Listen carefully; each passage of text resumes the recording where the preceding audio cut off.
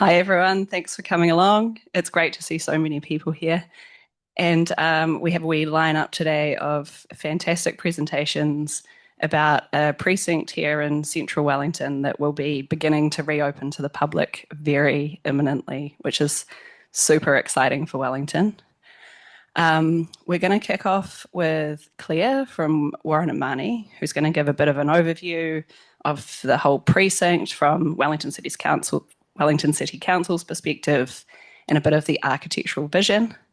I'll mention there as well that Athfield Architects have also had a massive presence across the precinct, delivering a number of the buildings on the site. Then we're going to have Laura chat about the town hall from Homes, and Tony from Oricon talk about the central library. And chasing up the rear, we've got Chris Speed from Dunnings to talk about the annex build. So it's a good lineup. I'll hand over to Claire. I will limit you guys to the 12 minutes so we can have a bit of time for Q&A at the end. Yes, hi everyone. I'm Claire Sharp. I'm not an engineer. I'm an architect. I'm principal at Whare here in Wellington. As a bit of background, we started on this project in early 2024 when there was an open RFP that was put forward by Wellington City Council to help them develop the development plan for Te Ngākau. At that stage, Te Matapihi, which is the library, was already in construction, and the town hall had been in construction for 4 or so years. Although those two buildings, they had strong decisions on what was going to happen there, there still wasn't a clear path as to how those buildings and then the whole of the Civic Square was going to be knitted back together after the devastation of the earthquakes. The Kaikoura earthquake deemed the cab building, which was the big pink building on the corner of Mercer Street, earthquake prone, and then also the mob building, which was the building right next to the town hall, as earthquake prone as well. How do I flick this? There we go. So we answered the call of an RFP, which shortlisted us down to 5 different design firms to participate in a blue sky thinking competition, where we had to present, some new thinking about how the heart of Wellington could be knitted back together. We were lucky to be selected through that competition process, and Whānganui worked alongside Tihe, which were our cultural design partners, led by Rangi Kippa, to develop a plan to reopen the Civic Square, Te Ngākau, which had been closed in various forms due to the earthquake and then the construction of the 2 projects. One thing that a lot of people don't know is there's a big car park underneath the centre of the square, and as part of the opening of Te Matapihi, that car park needed to be strengthened as well. So one of the challenges we faced was how do you reinstate the square, the paving, the cultural heart of Wellington after the remediation work that had to be done on that car park. So working with Rangi and the design team, he talked a lot about how the heart was not beating at that present moment, and how could we bring back the life into the square and welcome more people of diverse thinking and walks of life back into what is known as, the heart of Wellington. I'll just flick. So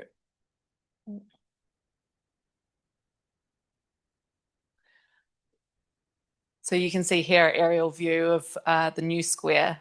There are lots of beautiful little stories that have been created within the square, looking at how to bring back life, which is a challenge considering there's a car park right underneath that paved area. So we talked about bringing back rewilding of the city, trees, grass, life force.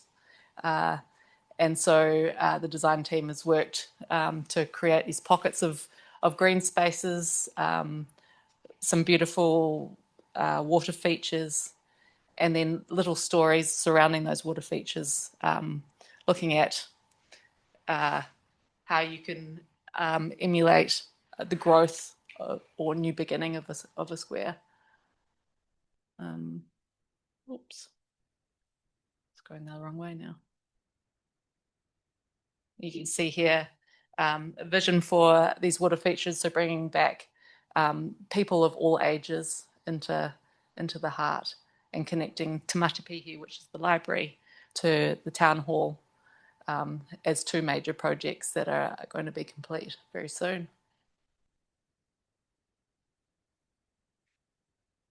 And then as that project developed, there was also a need to further develop the town hall. The town hall as the colonial building on the left was halfway through construction, but lacked all the public amenity that it needed to open. So didn't have the correct amount of toilets or any sort of bar or front of house facility. So we've been working with Dunnings to develop this annex building to the town hall, and I think Chris is going to speak a little bit more to that. But it also acts as a link the street on the other side, Wakefield Street, through and open up, allowing people to walk through and then into the square itself. Excitingly, Te Matapihi, which is the library designed by Athfield Architects, is due to be opened in March in a couple of weeks' time. And with that, also the Civic Square and basement project will be finished. So they're racing for that completion for the grand opening of this area here, and along with the library very soon. The art gallery, which has also been strengthened, is also going to be complete in March 2026, so in a couple of weeks. But it will be opened in October of this year. And then after a long time, the town hall is going to be complete in May, and there's going to be a grand opening for that building in February 2027, and that will be opened with the annex building, which is the front of house facilities. And then, as I said, the annex building, this is a view from Wakefield Street. This will become the main entrance to the town hall. You'll be greeted into the building. You can walk right through into Te Ngākau Square, or you can walk in, and there's a large foyer area where people will gather before events and walk through into the town hall. And you would have seen a lot of media coverage about the City to Sea Bridge. In the last couple of months, there's been a council decision for the City to Sea Bridge to remain, and the work is about to start on waterproofing and strengthening of the Capital E building, which is the building located underneath the City to Sea Bridge here. And I think there's plans for that to become a open exhibition space to allow exhibitions to flow through from Civic Square. And the bridge is going to be re-waterproofed and have a bit of maintenance done on it. So it's pretty exciting, and I think that come this time next year, we're going to have our city's heart back. Am I passing it on to someone else?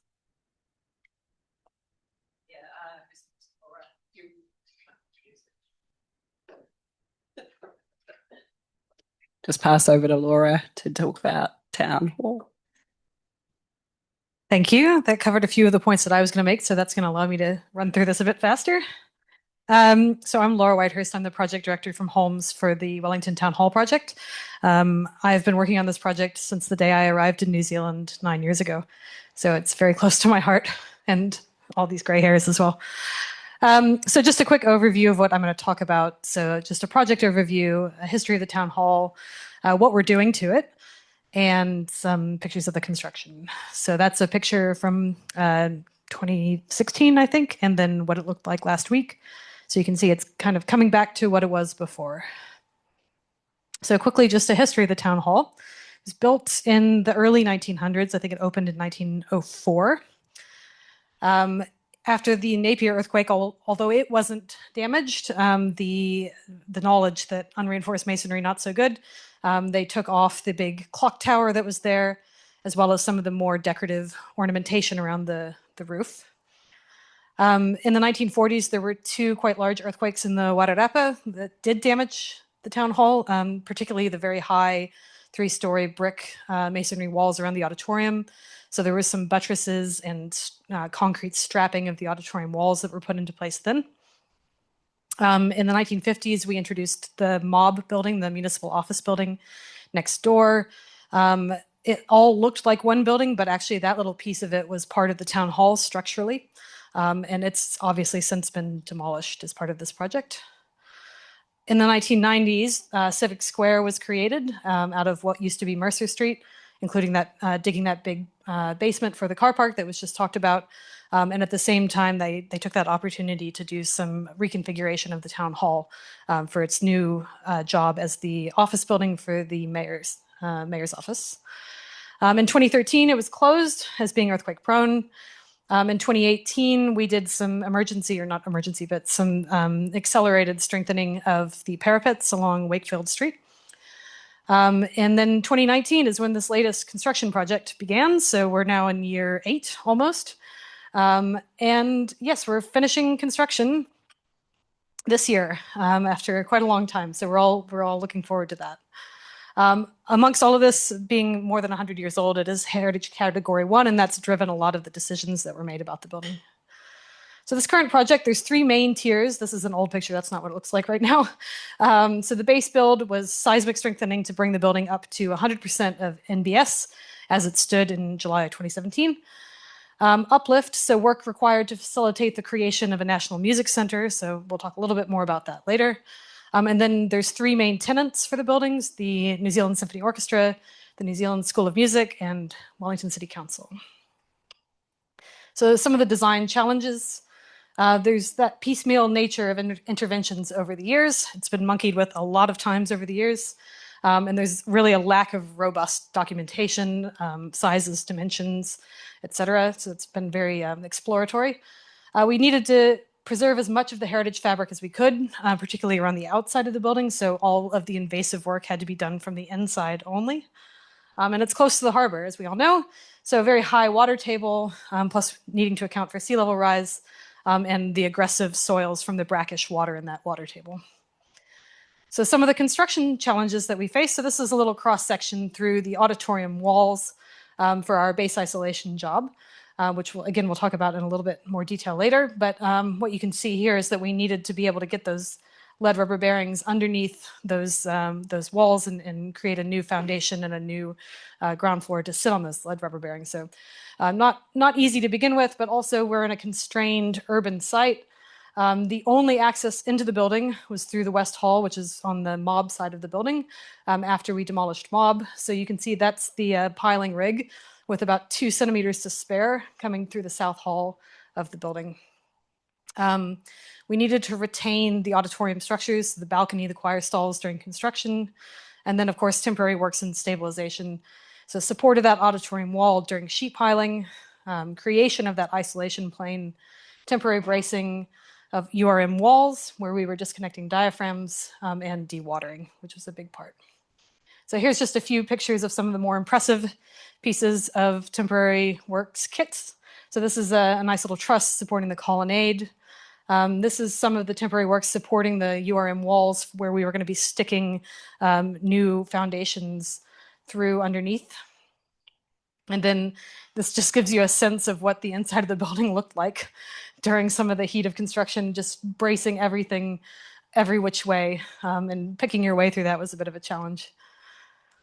So refounding the building, this is probably one of the two big things that we're doing. So the building is sitting on reclamation fill, and that's sitting on beach deposits. And bedrock we think is about 50 meters down. We've never actually found it. So both of those things, reclamation fill and the beach deposits, are susceptible to liquefaction. And the upper alluvium also has liquefiable lenses. So we really needed to get down to that lower alluvium. When I wrote this presentation, we thought it was 7 to 8 meters below grade, but sometimes as many as 18 meters. So we ended up with quite long piles that we added. The existing piles were unreinforced concrete piles from 1904. As you can imagine, that's quite brittle. And some of those were actually damaged during the excavation for Civic Square back in the 90s. So we knew we couldn't rely on that foundation. So what we did was we added a bunch of steel screw piles. So there was about 450 or so screw piles that we added. And we had to get those piling rigs into the building with very little head height. So those were welded together in lengths of about 3 meters maximum. So it took quite a long time to get all those screw piles in. The other main thing that we're doing to save this building is base isolating it. So what that does, I don't really need to explain this to a bunch of structural engineers in Wellington, but we're protecting the brittle superstructure by reducing the accelerations that part of the building feels. Without any isolation, to strengthen the building anywhere close to 100% would have been really invasive. Like we would have had to put lots of new lines of walls or braces through these very big open spaces, and that just, it's prohibitive for using the building as a performing space. So what this does is it limits forces to levels that can be addressed by strengthening the existing structure rather than introducing a lot of new structure. The only new lines of vertical resistance are where the entire structure was being reworked anyway. So that's primarily that west hall, which is the side that you can see closest to us here, with the little semicircular balcony there. So that's on the side where the mob building was and the annex will be. So we had 150 lead rubber bearings that we put throughout the building, nice distributed distribution of the lead rubber bearings. And then where we couldn't get lead rubber bearings to work for various reasons, we used sliders. So that's primarily over the auditorium basement, where we didn't want to be cranking a bunch of moment into the tops of columns. So talking about the auditorium, this is an old picture. This is what we hope it's going to look like soon, but not right now. So we wanted to do very little visible intervention. So really the only thing that you might notice, other than the curtains I think are going to be a different color, but the stage will look a little bit different. There's a new floor under the original floorboards, but they've numbered all the floorboards and they're putting them back. We've had to strengthen the balcony diaphragm, but again, that will be tucked under the pressed metal ceiling, so you won't really see that. We've strengthened the choir stall structure, both vertically and laterally. And we are refurbishing the organ and bracing it back to the structure. And I'll talk a little bit more about that in a second. So the other main thing in the auditorium is that we're digging a new basement underneath to put a recording studio for the NZSO. And that had to be very carefully sequenced to make sure that we weren't going to be destabilizing those rigid and brittle auditorium walls. So first step was to create a new foundation. Second step was to support those walls on lead rubber bearings and the new ground floor. And then once that was in place, then we could dig the foundation. So what that looks like is we supported the walls on the new foundations and isolators. So tucking little needle beams through the walls, and getting those onto the new isolators. Then we strip out the floorboards, joists, and support the gallery by propping it onto the walls and onto the new floor. Sheet piling inside of that auditorium, sometimes underneath that gallery, which is a bit of a challenge. We had to do quite a lot of dewatering. We created this nice little swimming pool for a while, but it's gone now, and hopefully it stays gone. And then we dug down to the correct level, formed the basement walls on the raft, and formed the columns on top of that. And then on top of those columns, you can see some sliders there and the auditorium ground floor framing that slides around and rides around on the top of those. So the organ, that's what it looked like before. It's a beautiful old organ, 4,000 pipes. I'm told they've found them all, and hopefully they know where they go still. And it was installed in 1910. They brought it over from England and then very carefully installed it. And that's what's happening right now, is we are reinstalling the organ. So that was taken last week, a not so little guy for scale there. So it's 3 stories tall, some of those pipes. And you can see some of that white steel work there. That's the steel work that we're threading through the organ, the box, and all of the pipes, trying to support them back so that it doesn't fall on anybody using the stage or the choir stalls or the organ.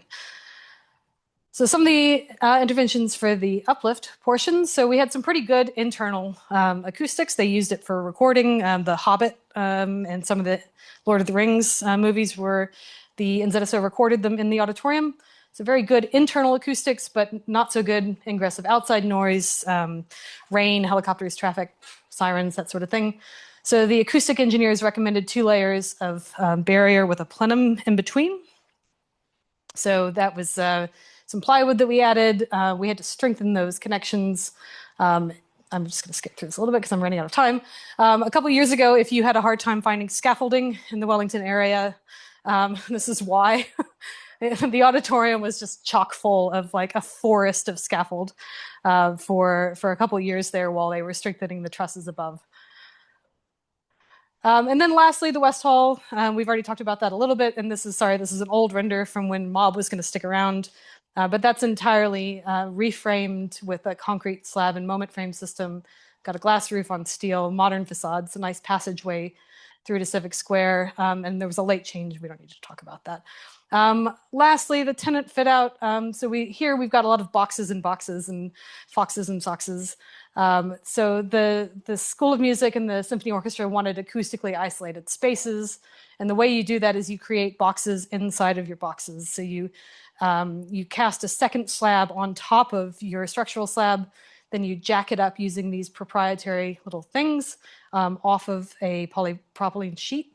And then you, after it's cured, you've jacked it up, and then you build new interior walls on top of that raised slab, double walls, and then you do a ceiling on top of that. So now you've got a box that doesn't have any connection to the outside structure.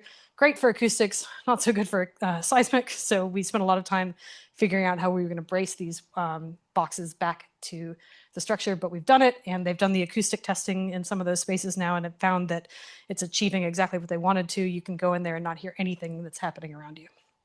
So that's what I've got. It's the town hall.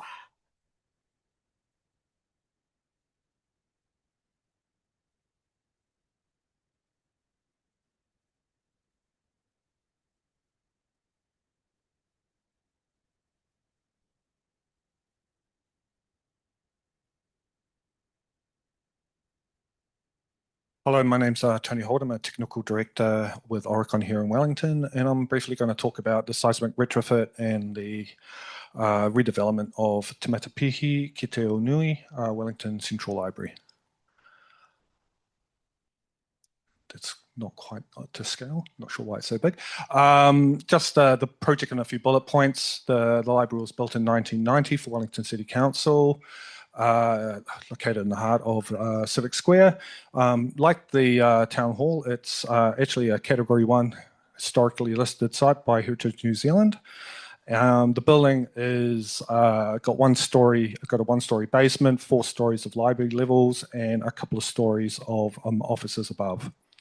The whole building is actually founded on a series of board belled piles that go through the reclamation fill and founded on the sandstone bedrock below.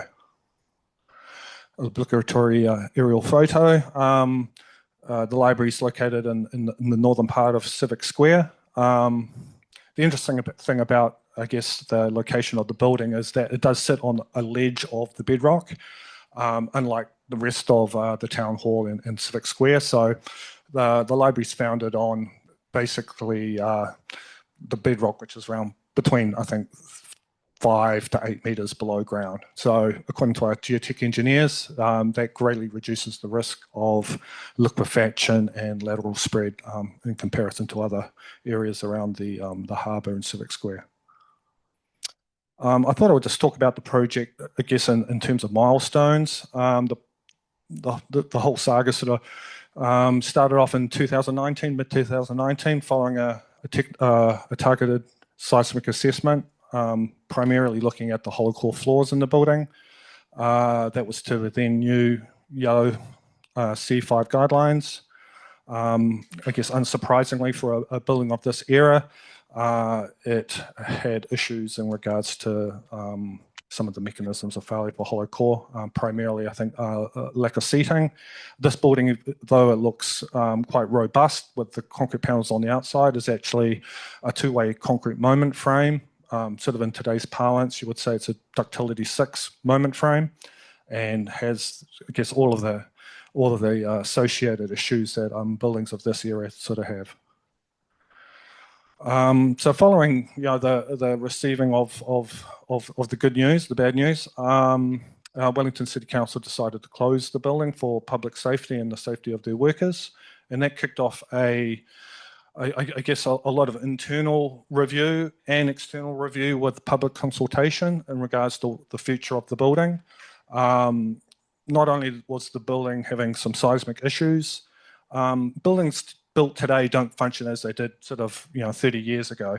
You don't just store books in there. They're sort of community hubs.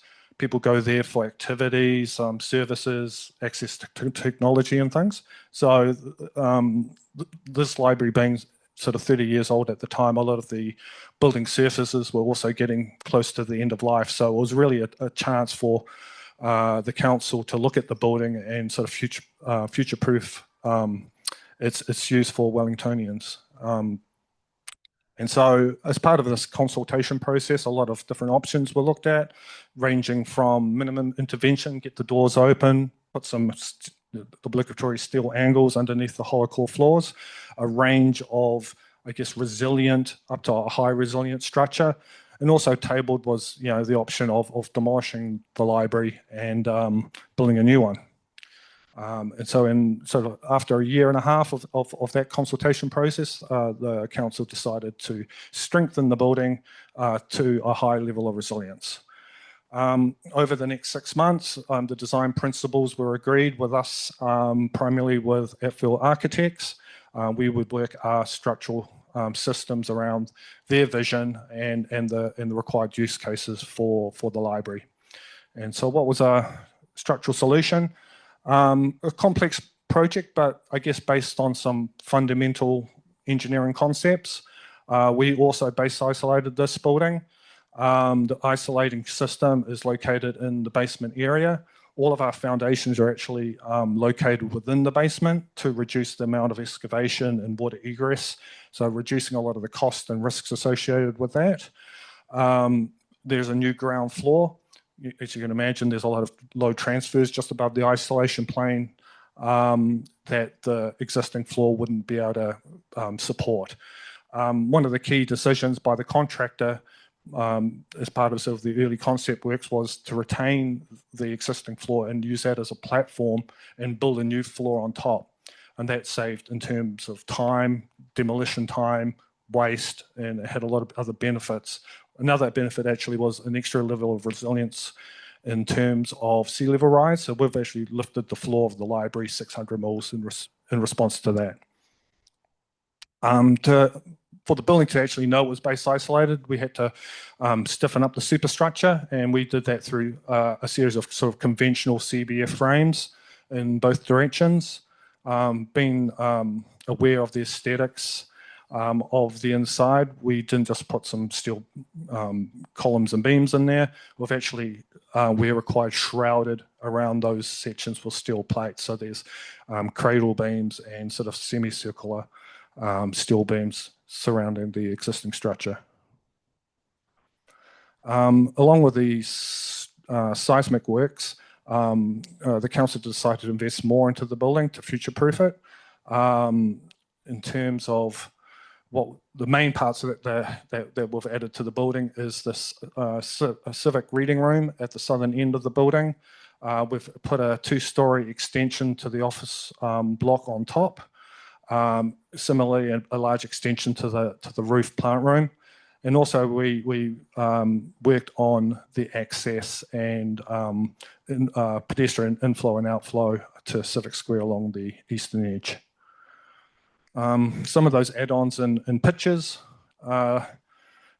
This is the reading room at the southern end, beautifully supported by a purple tree-like structure. The inside is quite magnificent with views towards the city and out to the harbour, and that sort of evokes the name Te Matapihi ki te Ao Nui, which is a window onto the wider world. Along Harris Street, some of the heavy precast panels have been removed and replaced with a modern glass facade, creating a sense of openness. And as I said before, this top image here is the old access to Civic Square and out of the library through that set of stairs. That's all been brought down to ground level, creating a much more open and active space. I think one of the real key aspects of success for this project was the close collaboration between us as designers and the contractor, LT McGuinness, and the temporary works engineers, Dunning Thornton. Early on in the project, we had a very intensive ECI process, essentially starting at concept design. It was recognised that we had some really complex temporary works to work through, particularly involved in the retrofit of the base isolation system.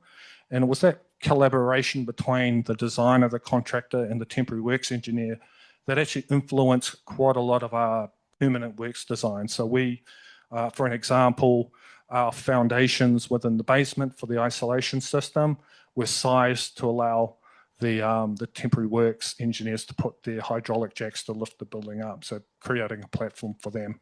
We also worked on aspects of the stability of the building, allowing multiple work streams to occur at the same time. So following a year and a half design, we managed to get to construction. So late 2022, December 2022, that's when the soft fit out, the soft strip out, started. As part of the works, we essentially removed the majority of the building surfaces within the building. 8 months later, we got to the end of our piling operations. Underneath each of these CBF piles, frames that we put in is a couple of board piles. Similar to the town hall, we are working within an existing building with access issues. We approached this through actually putting the piling rig on the ground floor, making a hole in the ground, and actually doing all those operations outside of the basement, taking advantage of the high atrium space within the library. A few months later, we had our first base isolator come in. It's a conventional system with lead rubber bearings, 24 of those, 57 sliders. The key here is really the temporary works and all the complexity associated with those.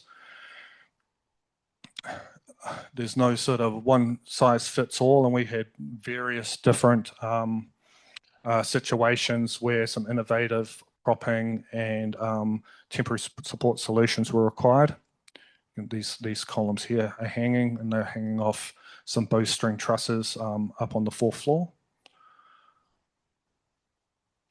A few months later, after the completion of the isolation system, we finished the separation of the building from the ground, creating that rotor zone that you need for a base isolation system. We used, again, quite conventional sort of methods that have been used on quite a few buildings, a combination of floating slabs and articulated panels that will lift up when the building moves. These are just some mild steel fabricated trays that different types of materials can be dumped in: concrete, asphalt, in this case, some paving stones. The CBF frames were completed about the same time as the rattle zone was finalised. This was really, I guess, easy to put on paper, but quite difficult to construct in practice. MGH, being the fabricator, did an amazing job, really, of doing all of the site measurements and the sequencing required to get these quite complex arrangement of encased sections in place. This is just one of the more complicated sort of junctions of many frames coming into one joint, and the architect really did a great job in terms of working around those areas in terms of usage and different types of furniture. Outside of the structural works, the building achieved a design 5-star Green Star accreditation. It's actually going through its as-built accreditation as we speak right now. And in August 2025, so basically 6 months ago, we were awarded practical completion for the project. So these are just some photos showing the interior of the new spaces created prior to library staff being allowed in and doing the final fit out. So I'm pretty excited for people to come into the building. I think everyone at Oricon involved in the project is really proud of how it went. It's a project that was completed on time and on budget. The structural works around 60% of that budget.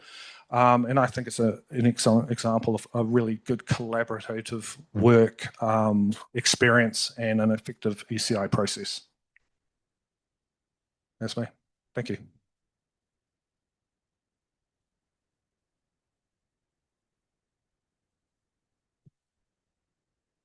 Thanks, Tony.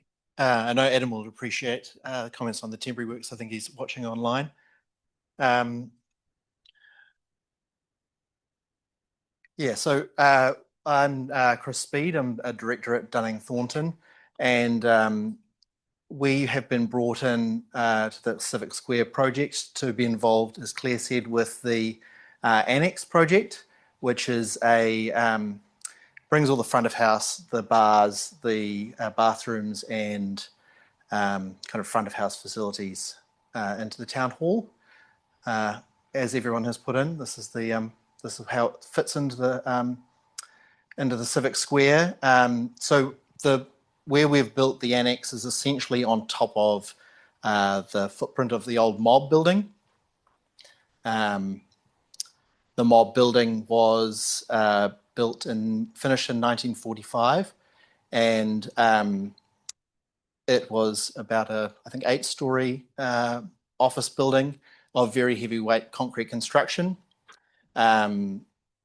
We had, and so when we started the development, that building had been demolished down to the top of its foundation, so the ground floor slab was in place. And we were brought in to kind of achieve this pretty ambitious brief, which was largely driven by the timeframes of getting this building completed to align with the town hall. So 20-month design and construction program, which started in January last year. We had 6 months from January, I think, till July to get building consent for the structure. And we were kind of targeting, it doesn't achieve the same kind of resilience as a base isolation system, but we were kind of trying to target those same kind of levels that homes would have achieved. So we looked at a ULS level event equivalent to that which the town hall used, and we also looked at some of the performance in CALS explicitly for this project. It was a complex architectural brief, a lot more complex than we probably thought when we proposed the structure, and the team worked really well together to kind of deliver what was, a hugely complicated project with a lot of drivers, a lot of stakeholders, and in this kind of very compressed time frame. So as you see here, so we're built directly adjacent to the town hall, and there's a future development site where the old cab building was to the east. interaction with that kind of rattle zone of the town hall. Yeah, so as I said, we built the building on top of the original foundations of the mob building. So they were, as opposed to the kind of the work that was done on the town hall, there was some incredible documentation that was available for this building. All the original plans were in highly detailed scans, all the original specifications, including this one here, noting the amount of cement in the foundations. So I think that amount equals to, I think it was 400 kgs a cube or something like that of cement. So about the same as what you'd use in a 100-year plus marine environment these days. And so that we'd already done some testing when we did some early work on the municipal office building project. So we had some confidence that the durability of this building would be all right. But additional testing was commissioned as part of this work that was carried out by Opus Labs on both the foundations at the basement and the existing piles. The existing piles were driven precast. Covered everything there.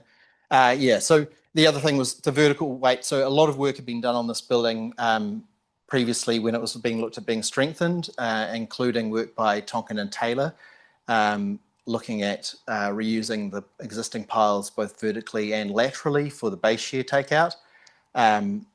So we had a lot of information when we started out, which was kind of carried out, partially carried out again with Tonkin and Taylor to look at how it could kind of achieve code compliance 80 years on. The building has gone from an 8-story concrete building to 2 levels of lightweight kind of CLT construction. So I think the piles are vertically over-designed by a factor of about 20 now.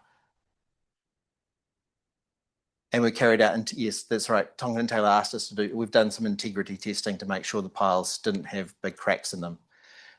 What you see down here on the bottom left is also, that's the original piling record. So that's literally the blow count of the pile. So make sure you save all your documentation during construction and scan it for future generations, because these were actually used, and the schedule that was accommodated, came with this, was used to assess the pile capacity. And then we only put a 2-story building on top of it.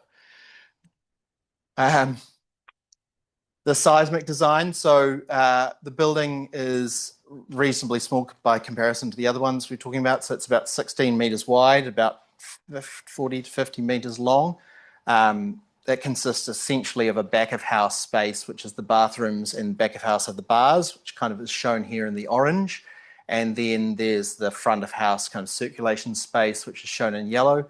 So on the ground floor, it connects through to the West Hall, which Laura talked about, creating quite a wide extension to the original West Hall, and then also circulation up onto the mezzanine, which connects through to the level 1 of the Town Hall building.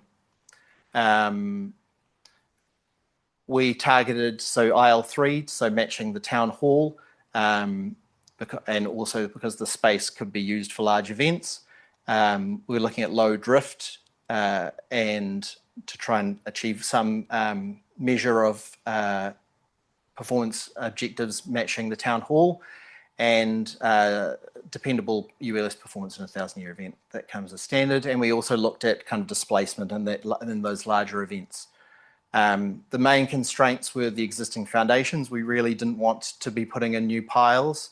So we went for a rocking lightweight CLT structure. So as you can see here, so what has been done is that the orange area is actually a fully rocking core structure. So all the walls kind of act as a kind of monocoque construction. They're all tied together, and they actually rock at the interface between the mob basement or the mob foundations and the new ground beams that we put in to raise the building up to the Te Ngākau level. So there's a shear key integrated into that, that connection there. And can I get a laser? Yes, so kind of here, there's a share key that we installed some nibs to manage the differences in level that there were in the floor slab. And so essentially this whole box here, including the slab here, rocks in the transverse direction during the ULS and CALS level earthquake. In the longitudinal direction, the building is too long to rock, and so it's essentially elastic in that direction. And that was designed using the new timber standard, so including things like additional SP of 1.5 for brittle failure modes. Buildings mass timber, so largely CLT walls and CLT floors and roof, LVL beams and columns where they were needed, and then we've got high stress CLT connections to deal with the overstrength from the rocking or those high elastic seismic loads. So we elected for generally kind of steel components, 5mm mild steel punched full of holes with small screws in it, and we're getting kind of overstrength demands of up to 100 kilonewtons per meter in some of those connections. And this is kind of how it looks today. So it's just out around the corner if you want to take a look at it. I think that's from about a week ago. So we worked with Laura. I think my first communication was with Laura, was asking what was the movement of the town hall, to look at this interface between the two buildings. So essentially there's a connection, a continuous connection along the full length at the atrium down here. There's a connection at the mezzanine at this bridge connection, and then there's a whole lot of weathering connections that were required both at the roof and at the exterior walls. Also at the bridge, there was the need for balustrades that could take that movement. So generally what was aimed for was at the roof level, we've overhung the town hall's west hall glazed atrium, and then there's a series of, well designed by Claire's team, weather-tight details that will definitely work. And only proprietary detail that's been used is for the wall movement joint, because that's quite a complicated thing. It has to be able to move and take wind loads and things like that at the same time. So they're often like a counterweighted product, so quite a mechanical design. The balustrades are both hinged and allow for telescoping. Construction has been carried out since I think about September last year, building concrete construction, and then I think in late December they started erecting the timber. At the northern end there's some steel work associated with getting more openness to the building and to get this glazed curtain wall kind of construction to work. There was some steel construction required. The things we really has worked out well for the construction has been using the CLT and allowing prefabrication of very large components that can be brought to site with they've got a mobile crane on site that is erecting most of this. The idea, and I hope the architects still like this idea, is that a lot of this timber will be exposed at the end of the day in the lobby. And the other major one is that the quality of BIM modelling that's been carried out. So the contractor has their own BIM model of the whole building that they've got resolved in quite a lot of detail to allow them to do a lot of pre-planning and ordering of materials. So this is one of the joints that's basically over here in the building, the coordination of how that all worked. That's also allowed for the integration of seismic bracing for the services, which is thankfully Wellington City Council, maybe because they're the client, has allowed us to do, that's been done by the contractor, so they haven't had to do that full design prior to consent, which can often lead to consenting delays.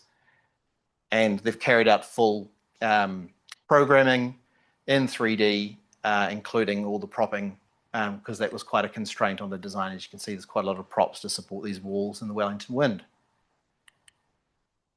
Thank you.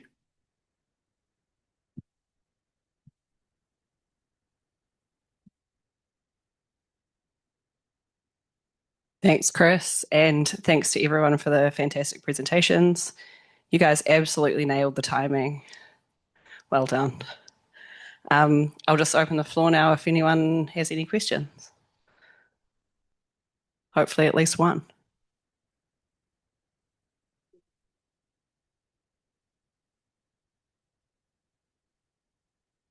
Yeah, I'm Alex Gray. I've got a question for Claire from Warren and Marnie regarding Te Ngākau. Warren and Marnie produced 124 pages of plans which included the demolition of the CAB and City to Sea Bridge. And I just wanted to ask Claire what Warren and Marnie have learnt from the process, because your colleague Simon Hardy was on the stage at the public consultation and was basically quite adamant that the square needed to be opened up with a pedestrian crossing going across to the lagoon. So I'd be interested in your comments, please.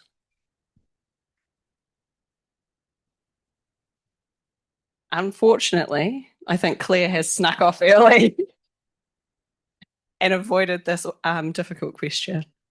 Yeah, so that might have to be one we pass on to her in another forum. My colleague was asking me earlier, Chris, how you dealt with the fire rating with the timber building. He was interested to know about that. We can keep it to 1 so we can all get out of here. Yeah, so the building is 1 hour fire rated, and it's really just a mezzanine floor. So what we had done was that essentially all of the components are fire rated based on testing, all the CLT components. There's some walls, because it's just one fire cell in the whole building, where you could potentially, and it's very unlikely, get a fire on both sides of the same wall, which is not a case that's normally tested with CLT walls. So rather than getting some testing done, we've elected to put a lining on one side of those walls. But generally everywhere else, it's kind of to the requirements of that 1720.2, I think it is, code, where we've provided char cover of about 50 mils to all the components that are required for stability, and anything that is metal connectors that are required are getting plugged. The ones that you see on the face of the walls are not required for fire stability, so they're not, they aren't getting protected. Yeah, quick one for Tony. You changed all the forces around on the library on Te Matapihi. That's got floor slab with non-ductile mesh, and you know all the issues with that. How did you deal with all that? Because it looks quite interesting how you pushed everything around. I'd like to say we handled it well, but what we actually did is where we put the CBF frames, we actually located them where the existing moment frames are. So we're not dragging force away from where it would normally have had to have gone. The accelerations in the building, obviously being base isolated, are a lot less than for a conventional building. At a ULS event, an IL3 building, we've got around 0.25 G on the building, which is, you know, a smidge higher near the top, but not too much. And at CALS, because it's base isolated and we've got quite a lot of sliders, but you know, just enough to pull it back, we're only sort of topping out at around 0.27 G, 0.28. So not a lot of uptick in the force. We have done some diaphragm strengthening where we've done a bit of combination of chased-in bars and FRP. But because we're also not having any issues in regards to ductility and hinging in the frames, we don't have some of those other kind of common anchorage issues that you might expect. So yeah, a little bit of everything sort of to get it to work, and a bit of belts and braces as well. for Carl and Anthony, was this like the C5 yellow red kind of complex thing that was happening at the same time, where it was like was it done to the yellow book or the red book? The assessment on the library was done in 2019, so that's sort of a year after the yellow C5 guidance came out. So, you know, as with all of these things, people learn and interpret in different ways.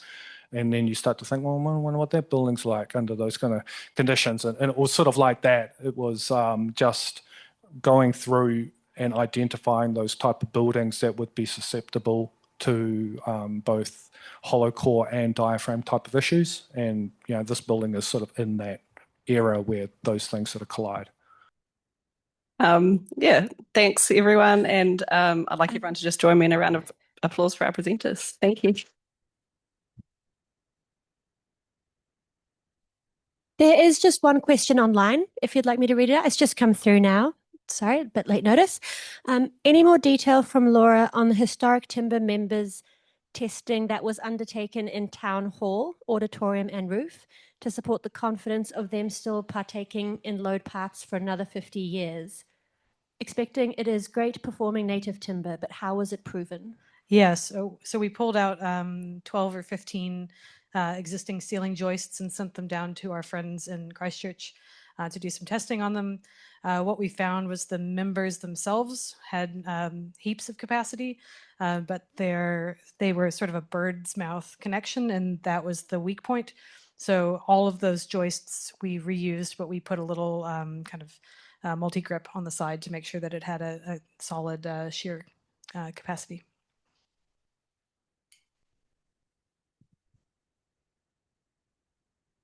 Thank you. And have a good night, everyone.